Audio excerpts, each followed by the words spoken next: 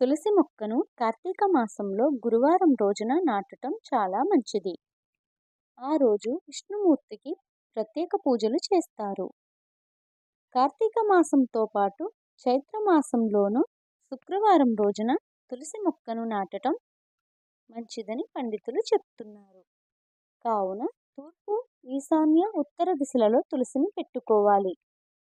తులసి మొక్కను ఆదివారం ఇంకా ఋతుక్రమ సమయంలో నాటుకోకూడదు.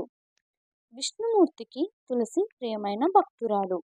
తులసి లేకుండా విష్ణుమూర్తికి చేసే పూజ అసంపూర్ణం అవుతుంది. తులసి లక్ష్మీదేవి యొక్క స్వరూపం. ఇంట్లో తులసి మొక్కని నిత్యం పూజిస్తే ఆ కుటుంబం సంతోషంగా ఉంటుంది. మహావిష్ణువు లక్ష్మీదేవి ఆశీస్సులు పొందాలంటే సరైన పద్ధతిలో పూజ చేయాలి. స్నానం చేయకుండా తులసి మొక్కను తాకరాదు.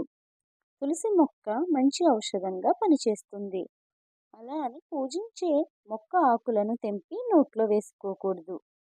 ఏకాదశి, ఆదివారం రోజుల్లో నారాయణుడి కోసం తులసీమాత ఉపవాసం ఉంటుంది.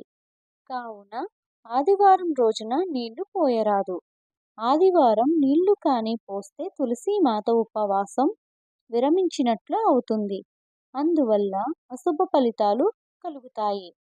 సూర్యాస్తమయం తరువాత తులసి మొక్కను ముట్టుకోవటం కానీ తెంపటం కానీ చేయకూడదు.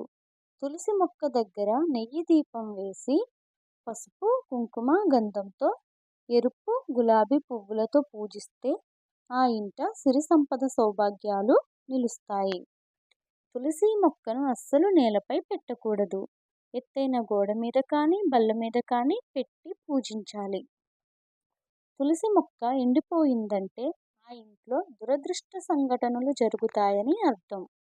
తులసి మొక్క దగ్గర పూజించిన పువ్వులను ఎండిన తరువాత అలాగే ఉంచేయకుండా తీసివేయాలి. తులసి మొక్క ఉన్న చోట త్రిమూర్తులు ఇంకా గంగాదేవి ఎప్పుడూ కొలువై ఉంటారు. తులసి మాత ఉన్న చోట దుష్ట శక్తులు ప్రవేశించలేవు.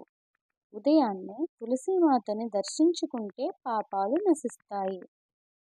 తులసిని బృంద అని కూడా అంటారు. విష్ణువును ఆరాధించిన తులసీమాత ఆయన వివిధ అవతారాలలో సంబంధించిన పండుగల్లో కొలువై ఉంటుంది. భక్తులకు దేవాలయాలలో తులసిని తీర్థంగా ఇస్తారు.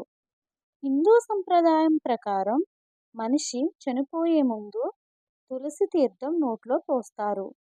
ప్రాచీన పురాణాల ప్రకారం తులసి మాతను పూజించటం వల్ల స్వర్గం లేదా వైకుంఠం చేరుతారని నమ్మకం. అంతేకాకుండా తులసీమాతను లక్ష్మీదేవికి భౌతిక రూపంగా ఎంతో భక్తితో కొలుస్తారు.